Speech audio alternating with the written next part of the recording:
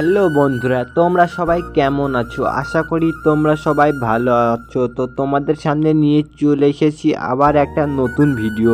তো এই ভিডিওটি থাম্বনেল দেখেই বুঝে গিয়েছো যে কোন ভিডিওর কথা আমি বলতে চলেছি।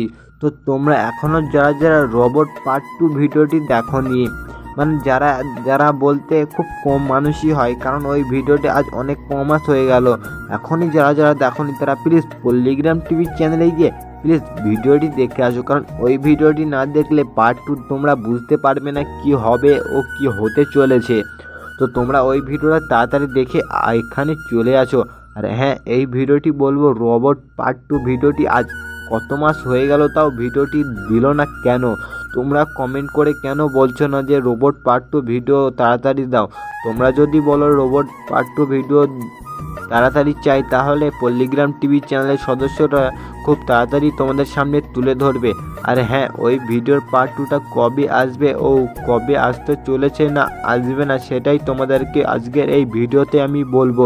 তো তোমরা সবাই মিলে ভিডিওটি মাত্র 10 মিনিট দেখলেই বুঝতে পারবে যে রোবট পার্ট 2 ভিডিওটি কবে আসবে। তো তোমাদের আগে একটা কথাই বলে, আমার এই চ্যানেলটি প্লিজ তোমরা সাবস্ক্রাইব করে নাও, কারণ এই চ্যানেলের নতুন নতুন আপডেট দেওয়ার জন্য তোমাদের সামনে তুলে ধরা হবে আমার এই চ্যানেল পল্লিগ্রাম রিয়াকশন টিভি। এই ভিডিওটি সাবস্ক্রাইব করলে তোমাদের পাশে আমি থাকবো আর তোমাদেরকে নতুন নতুন ভিডিও নাটকের তথ্য ও খবর এখানে আমি পৌঁছে দেওয়ার জন্য এই চ্যানেলটি খুলেছি। তো শুরু করা হোক আজকের ভিডিও। তো তোমরা তো দেখেছিলে যে রোবট পার্ট 2 সেই বাস্কর মধ্যে রোবট ছিল না, সেখানে ছিল সোফি, কারণ তাকে পুলিশে তাড়াচ্ছিল। সে রোবটটা ফেলে দিয়ে সেই বাস্কে ঢুকেছিল, আর সেই বাস্কে ঢুকে গিয়ে সেই বাড়িতে গিয়েছিল, কারণ সেই বাড়িতে রোবটের দাম ছিল 50 লাখ টাকা।